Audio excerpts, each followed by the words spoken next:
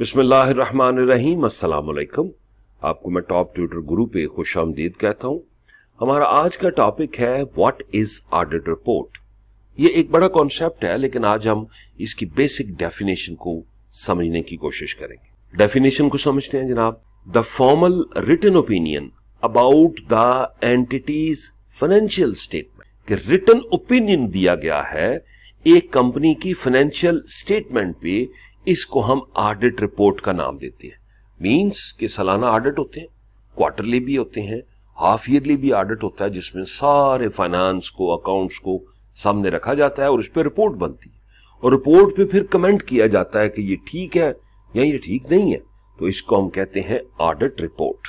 अच्छा, इसमें factual information होती है, क्योंकि ये हम फॉर्मल बात कर रहे हैं ना, तो इसमें कोई ऐसी चीज हम नहीं ऐड करेंगे जो फॉर्मल नहीं है, जो इनफॉर्मल है। तो इसमें आपको फैक्चुअल चीजें मिलती हैं और फैक्चुअल चीजों की बेस पे आपने ओपिनियन देना होता है। At the end of the audit, जब ऑडिट खत्म हो जाता है, the auditor delivers the report to management. और जब ऑडिटर फर्म जो होती है, जिसे ज्यादातर थर्ड पार्टी ऑडिटर्स होते हैं, तो वो रिपोर्ट बना के फिर मैनेजमेंट को पुट अप करेंगे कि ये जी डाटा है, ये हमने चेक किया है और इसकी ये फाइंडिंग्स है। It also includes factual information. ये फैक्ट्स एंड फिगर्स पे काम करती है, एक्चुअल इंफॉर्मेशन पे काम करती है, in addition to the opinion on the statement.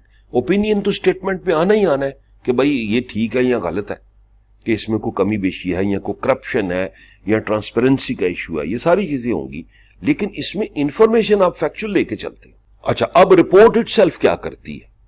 Report explain करेगी ट्रू इंफॉर्मेशन को विद क्लैरिटी एंड ब्रेविटी, कि बड़ी बहादुरी से और बड़ी ट्रांसपेरेंसी से आपको इसमें चीजें नजर आएंगी।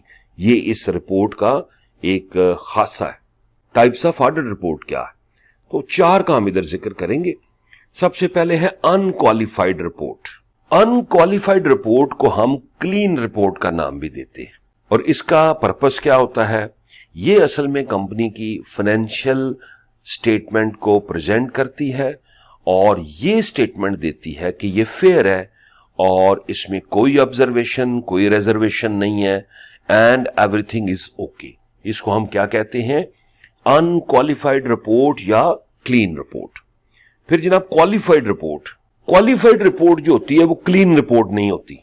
इसमें जो ऑडिटर होगा वो क्या करेगा? वो कोई अपने कमेंट्स देगा, अपनी रिजर्वेशन शो करेगा कि ये चीज ऐसे होनी चाहिए, ये वाउचर ऐसे होना चाहिए, या इसमें डेट का फर्क है, या अमाउंट जो है उसमें कोई डिस्क्रिपेंसी है। लेकिन ये क्वालिफाइड रिपोर्ट जो होती है ये विद ऑब्जर्वेशंस होती है, रिजर्वेशंस होती है, ये क्लीन रिपोर्ट नहीं होती। Adverse report. एडवर्स रिपोर्ट में जो ऑडिटर होगा वो अलग से एक रिपोर्ट जनरेट करेगा और वो किस पे बेस करेगी? जो डाटा आपने उसको दिया है, और उस रिपोर्ट में वो लिखेगा कि ये प्रॉब्लम्स हैं और इन प्रॉब्लम्स को आपने ठीक करना है। इसको हम एडवर्स रिपोर्ट का नाम देते हैं। और फिर डिस्क्लेमर ओपिनियन आ जाएगा। डिस्क्लेमर ओपिनियन क्या होता है?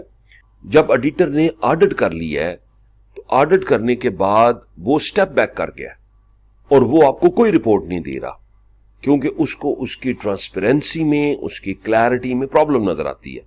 तो इसको हम डिस्क्लेमर ओपिनियन का नाम देते हैं। तो बेटा, आज हमने चार ऑडिट रिपोर्ट्स को समझने की कोशिश की, जिसमें अनक्वालिफाइड है जो क्लीन होती है विदाउट एनी रिजर्वेशन, क्वालिफाइड जो होती है वो रिजर्वेशन के साथ होती है, एडवर्स रिपोर्ट में उस रिपोर्ट के ऊपर एक रिपोर्ट बनती है, और फाइनली डिस्क्लेमर ओपिनियन में ऑडिटर आपको कोई कमेंट देता ही नहीं है कि I don't want to become part of this report. Thank you very much. Keep watching, और वीडियोज आ रही हैं, देखते रहें। अल्लाह।